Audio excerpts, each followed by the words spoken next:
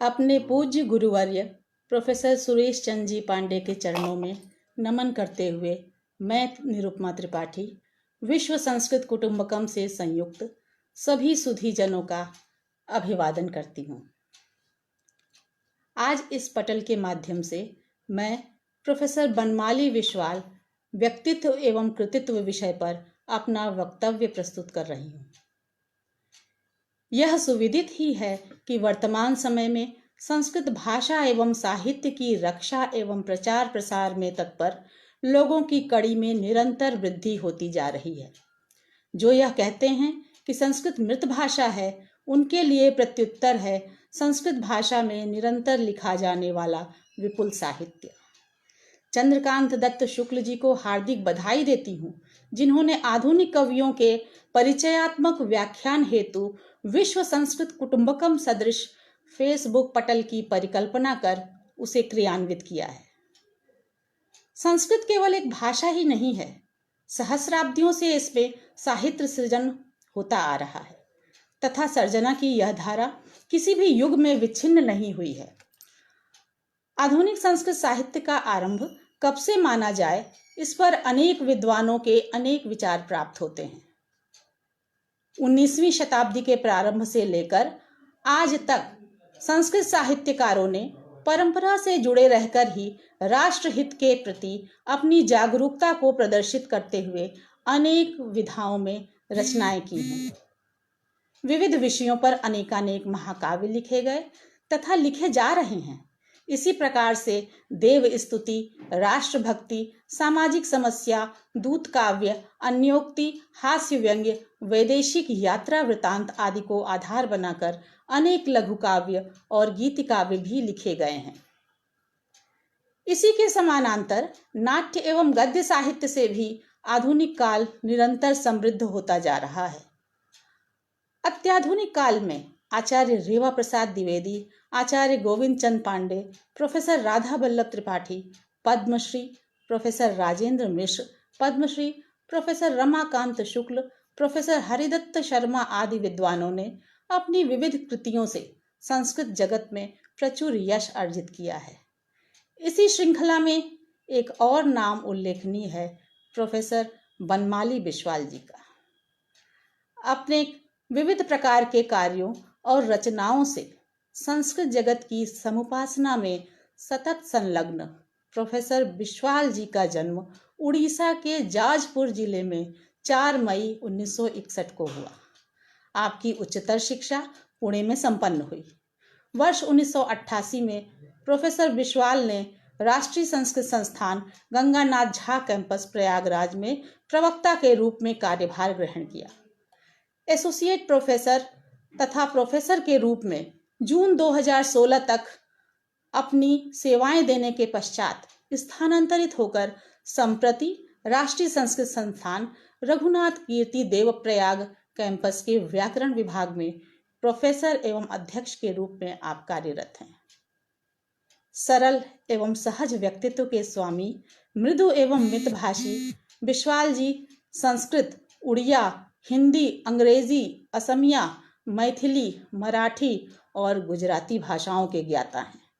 इनके अध्ययन एवं रुचि के विषय संस्कृत व्याकरण, वेद, धर्म एवं दर्शन के साथ साथ आधुनिक संस्कृत साहित्य, संस्कृत पत्रकारिता तथा संस्कृत पांडुलिपि विज्ञान है। स्वयं विविध शोधों में रत प्रोफेसर बनमाली के निर्देशन में 30 से अधिक शोधार्थियों को विद्या वारिधि की उपाधि प्राप्त हो चुकी है तथा 10 से अधिक संख्या में शोधार्थी इनके निर्देशन में शोध कार्य कर रहे हैं।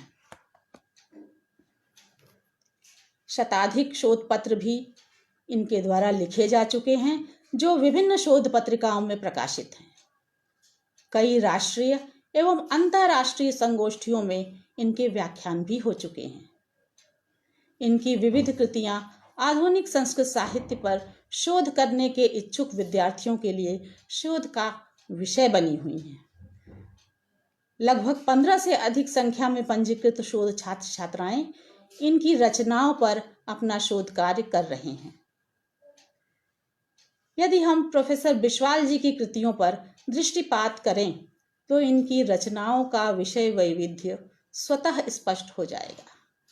The samasa shakti of Kaunda Bhatta, the concept of upadesha in Sanskrit grammar, Patanjali as a philosopher and grammarian, Bhartrihari as a philosopher and grammarian, Vyakaran Tattvalochanam, studies on Sanskrit grammar and grammatical concepts, a new approach to philosophy of Sanskrit grammar, Orisian contribution to Sanskrit grammar and linguistics, the science of manuscripts, यह प्रकाशनाधीन है, तथा हस्तलेखन विज्ञान, यह ग्रंथ भी अभी प्रकाशनाधीन है। ये सब इनके शोधपरक ग्रंथ हैं।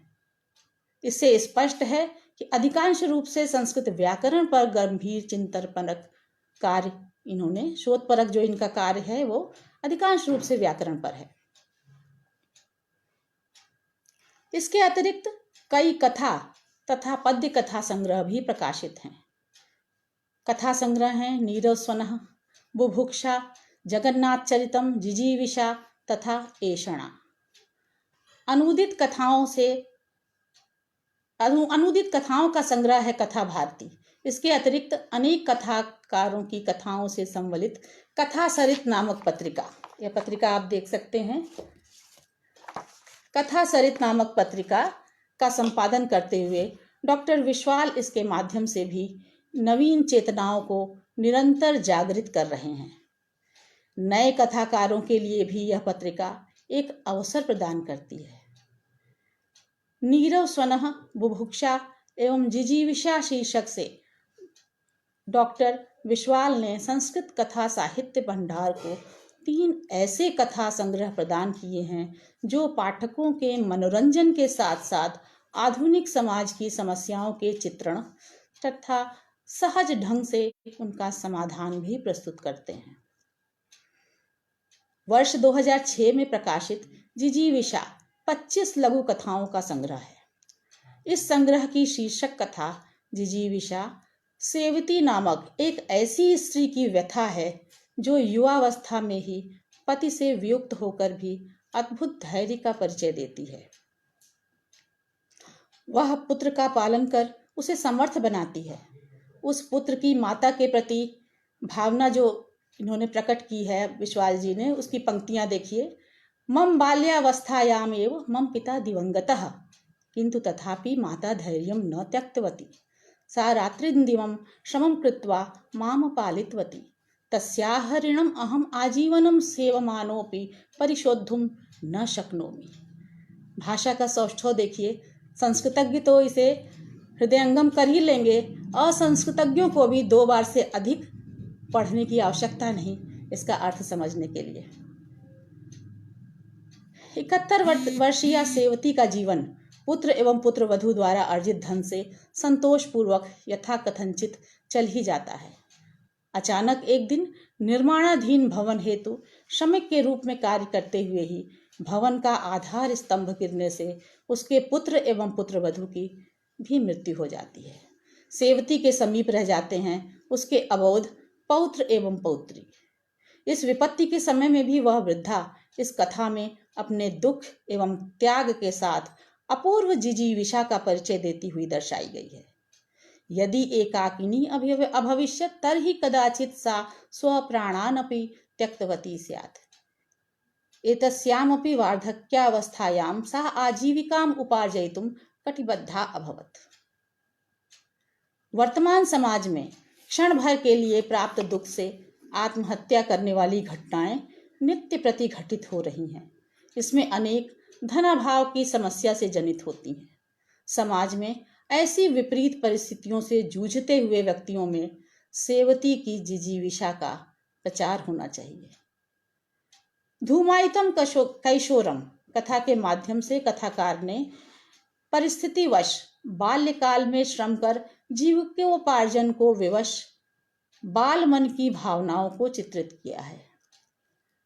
वंश रक्षा के व्याज से भ्रूण परीक्षण करवाना तथा कन्या भ्रूण की हत्या करने में लिप्त समाज की वर्तमान स्थिति सर्वविदित है।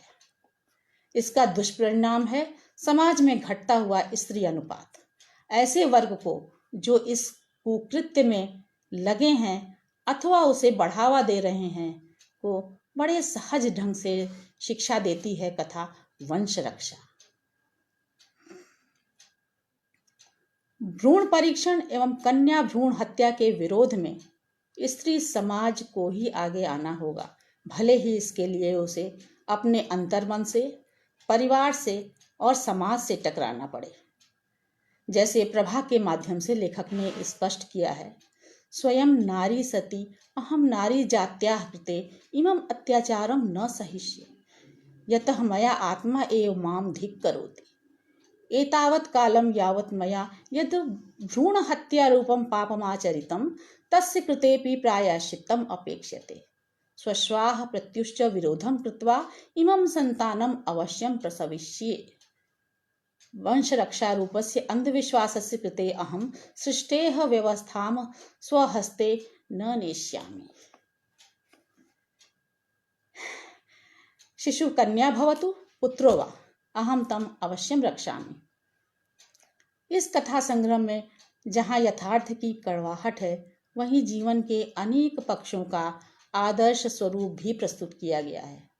विवाह संबंध कोई व्यापार नहीं है, अपितु विचारों के मेल की परिणति है। स्त्री पुरुष में एक दूसरे की इच्छाओं के सम्मान की भावना ही सुखी दाम्पत्य जीवन की आधारशिला है, न कि दुराग्रहपूर्ण रीति से किसी एक की इच्छा पूर्ति।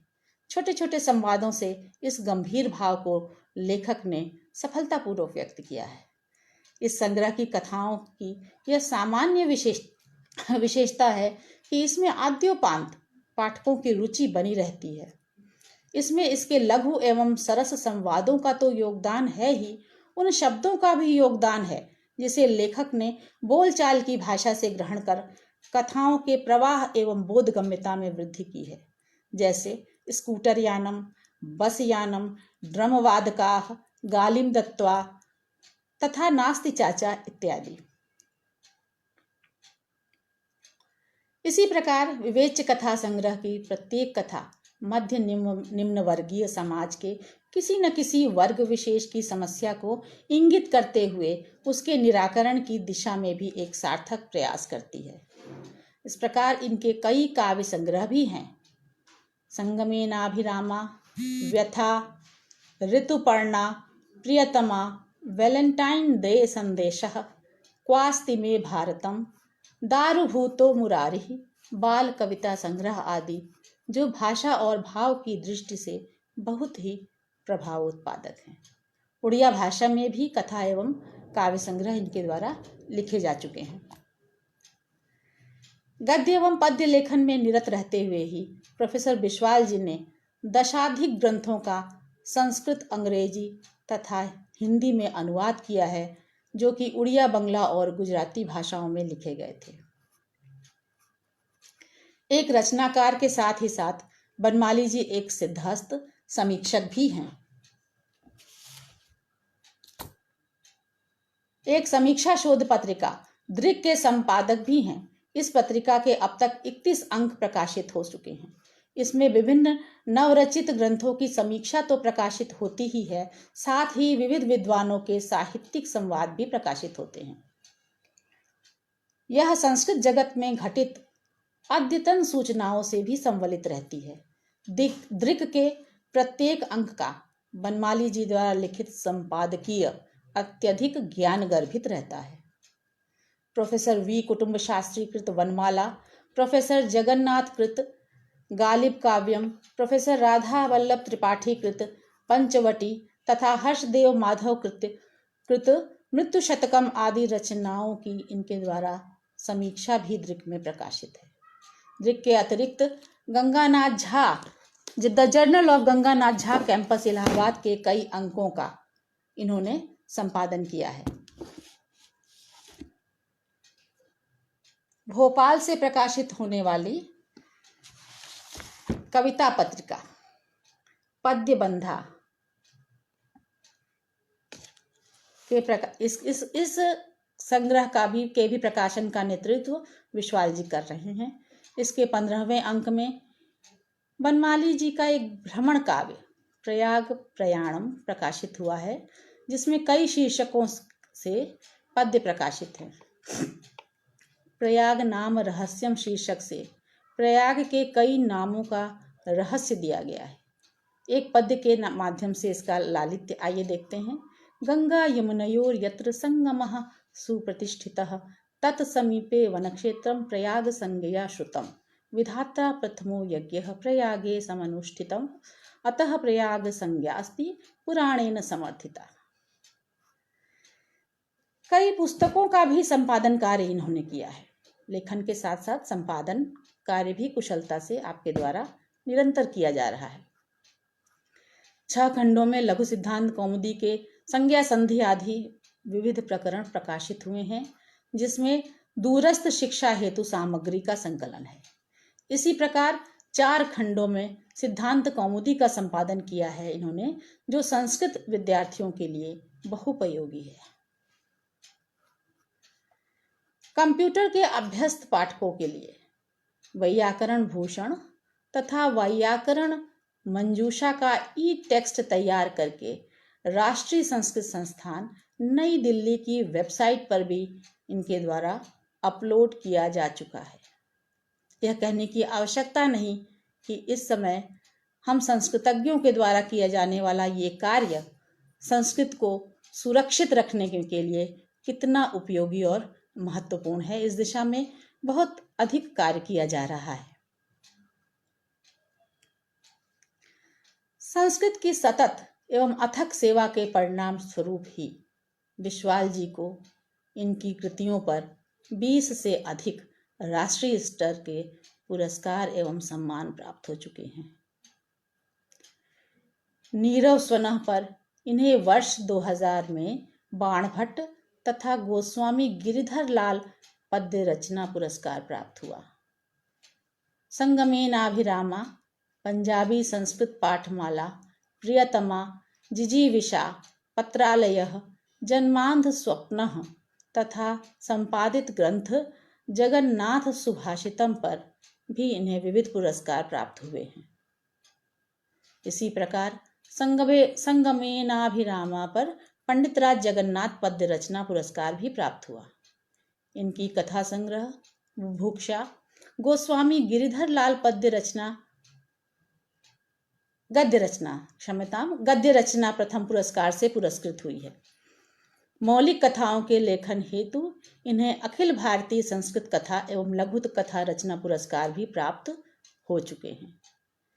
दिल्ली संस्कृत अकादमी से इन्होंने अखिल भारतीय समस्या पूर्ति पुरस्कार प्राप्त किया है। आप अन्य संस्थाओं से संस्कृत प्रतिभा सम्मान, नव ऊर्जा अभिनंदन तथा विशिष्ट पुरस्कार भी प्राप्त कर चुके हैं।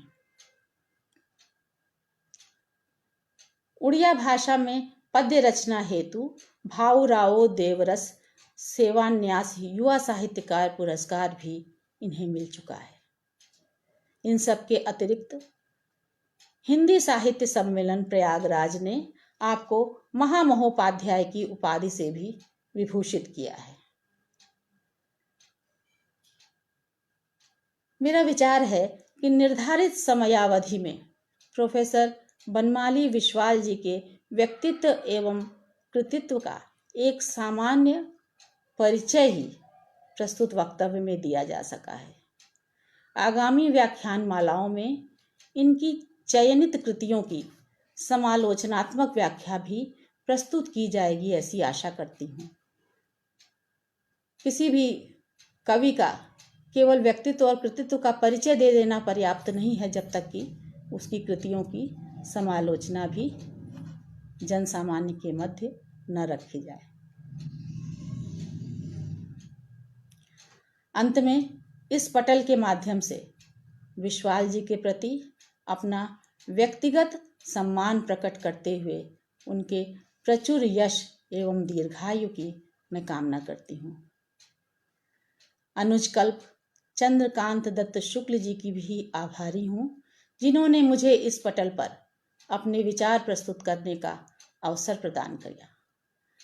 आप सभी का पुनः एक बार धन्यवाद। ज्ञापित करती हूँ।